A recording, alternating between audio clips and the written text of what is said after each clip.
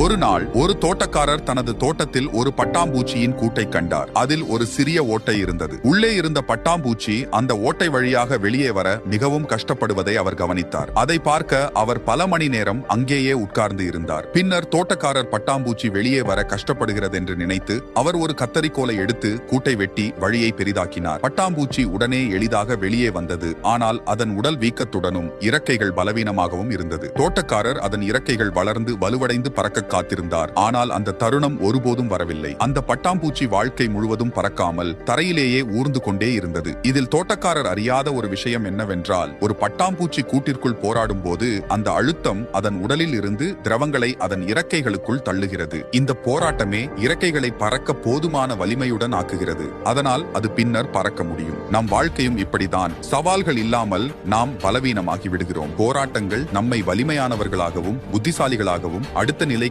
தயாராகவும் ஆக்குகின்றன. எனவே உங்கள் போராட்டங்களை வெறுக்காதீர்கள். அவைகளே உங்கள் சிறகுகளை உருவாக்குகின்றன. ஒரு நாள் அவற்றினால் நீங்கள் பறக்கிறீர்கள்.